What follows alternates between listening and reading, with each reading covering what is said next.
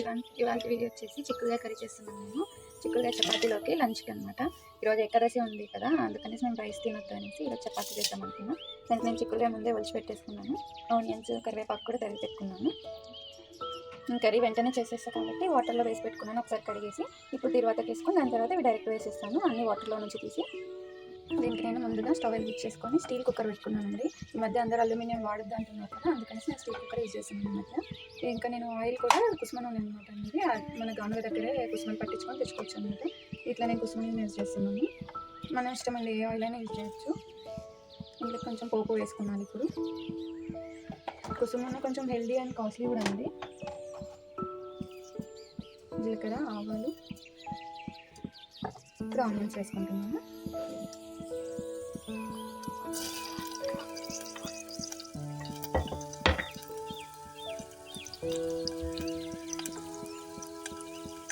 కరివేపాకు,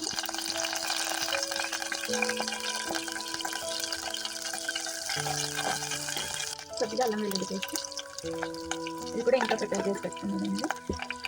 కొద్దిగా పసుపు, కొంచెం ఆయిల్లో మగ్గనివ్వాలి అల్లం పేస్ట్ని. కొంచెం పచ్చివాసన వెళ్ళిన తర్వాత మనం చిక్కుడుగా యాడ్ చేసుకుంటే సరిపోతుంది. కొద్దిగా రెడ్ కలర్లో మాడింది, చిక్కుడుగా వేసుకుందాం.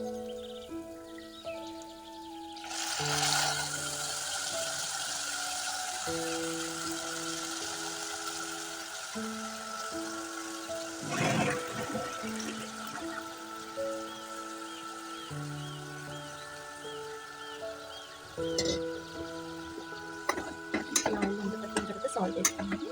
కొద్దిగా మగ్గిన తర్వాత కారం, కసూరి మేతి వేయాలి. కసూరి మేతి వేస్తే ఏంటంటే మంచి ఫ్లేవర్ వస్తుంది.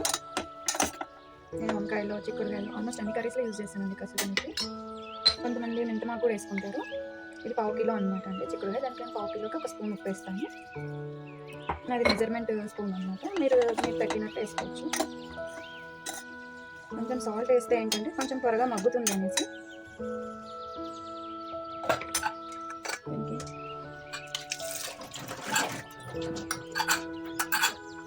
దీనికి మనం వాటర్ తీసేసి ఇట్లా పెట్టేస్తాం కొద్దిసేపు మగ్గడానికి. చూసారా కొద్దిగా మగ్గింది. ఇప్పుడు మనం దీంట్లోకి ధనియా పౌడర్,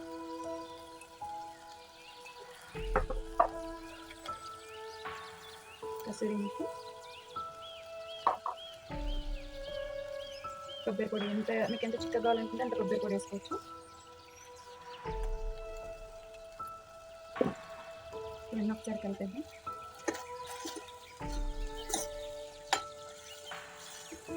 ఇప్పుడు కారం పైన పెట్టేసి ఒక 2 మినిట్స్ మళ్ళీ మనం మూట పెట్టి తర్వాత కలిపినామంటే కొంచెం కారం ఘాటు రాదనమాట. ఇట్లా పెట్టేసి మూట పెట్టేద్దాం. ఇది ఇప్పుడు కూడా వాచర్ లేకుండానే పెట్టేస్తాం. జస్ట్ ప్లేట్ కాకుండా కుక్కర్ మూతని ఇట్లా పెట్టేస్తాం. చూద్దాం. ఇంకా చూసిన ఇట్లా ఆవిరి పట్టినట్టు అవుతుంది కాదు.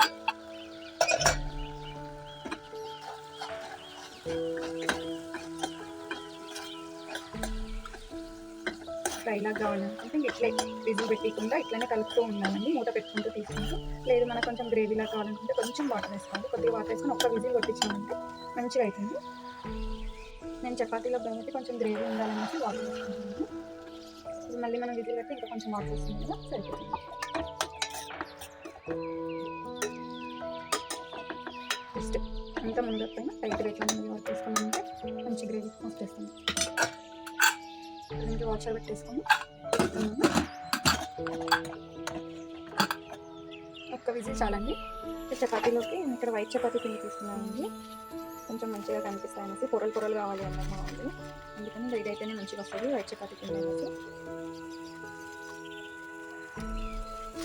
అంటే పూరి పిండి అంటారు కదండి, అదే అనుకోవచ్చు. చికెన్ నేను పెరుగు యూజ్ చేస్తాను, అంటే మజ్జిగ కానీ పెరుగు కానీ ఏదైనా యూజ్ చేస్తున్నాను. ఏమో నాకు అట్లా అలవాటు అయిపోయిందండి చపాతీకి పెరుగు వేయడం. కొద్దిగా సాల్ట్ వేసుకోవాలి. ఇలా కొద్దిగా ఆయిల్ కూడా.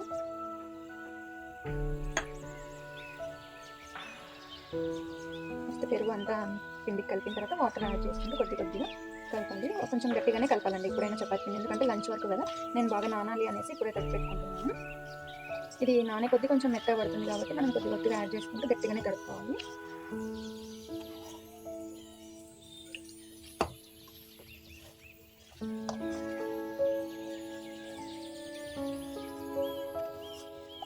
చూసారా ఇట్లా మరి గట్టిగా కాకుండా మరి మెత్తగా కాకుండా ఇట్లా కలుపుకోవాలి. ఇది మనకి నానేసరికి ఇంకా బాస్మతిగా మెత్తగా అయిపోతుంది.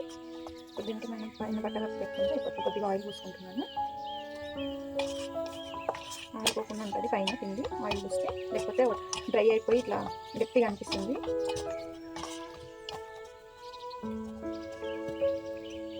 బట్టగా పెట్టుకుంది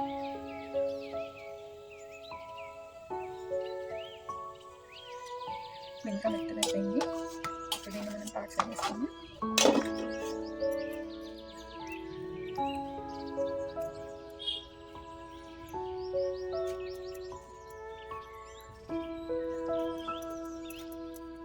ఇలా చేసుకొని కట్ చేసుకుంటే చపాతీలన్నీ ఒకే సైజులో ఉంటాయనేసి నేను ఇలా కట్ చేసుకుంటాను.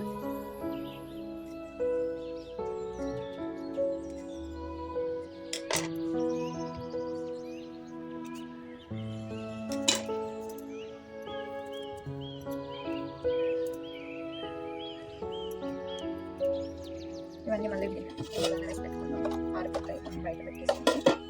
ఫస్ట్ మనం పొరలుగా కావాలనుకున్నాం కదా, ఫస్ట్ మనం మడతలు పెట్టుకోవాలండి.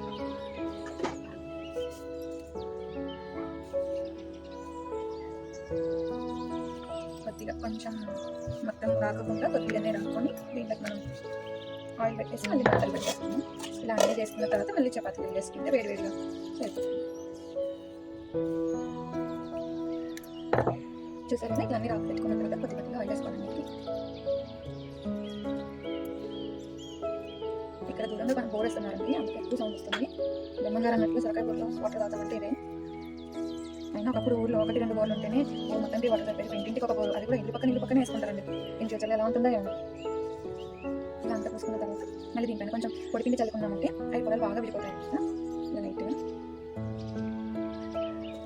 బియ్యం పిండి కూడా యూజ్ చేయొచ్చండి. ఈ రోజు మేము అన్నం తినొద్దు అని అనుకున్నాను కాబట్టి నేను అంత గోధుమ పిండితో యూజ్ చేస్తాను.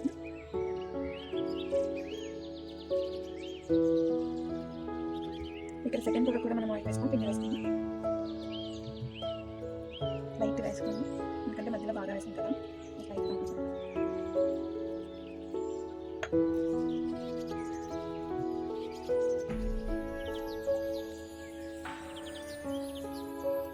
పొడిపిండి నేను చేసుకుంది కదండి, అది మస్తు అయితే తింటే సరిపోతుంది. అంటే మళ్ళీ వీటిని రాకుండా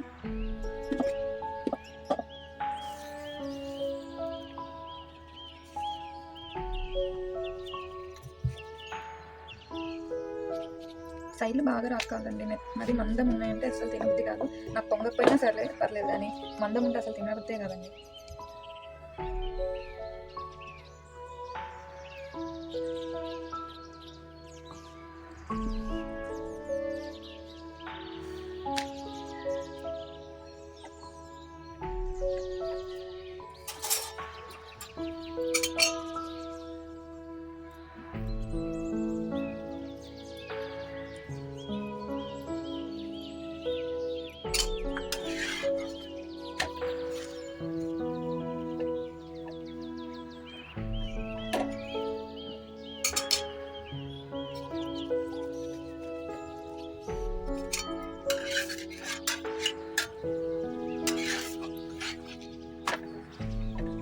చూసారు ఎంత మంచిగా వండుతుంది కూడా.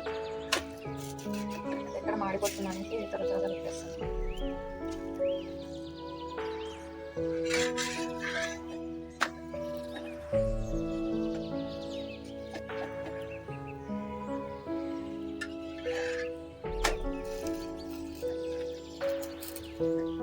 ఫస్ట్ చపాతీ కదండి, అంటుకుంటుంది అనేసి కొంచెం ఎక్కువగా ఆయిల్ వేసాను. మనం తర్వాత ఏమైనా అవసరం ఉండదు.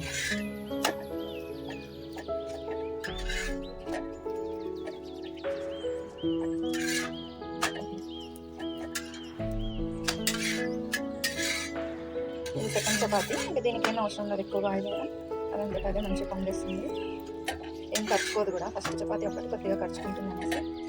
చిక్కుడుకాయ కర్రీ అండి, 1 విజిల్ అయిపోయింది కదా. విజిల్ అంతా పోయిన తర్వాత చూసారా మనం వాటర్ వేసుకున్నా కూడా కొద్దిగానే ఇంకా తగ్గిపోయింది. సర్వ్ చేసుకుంటే చపాతీ చిక్కుడుకాయ కర్రీ రెడీ.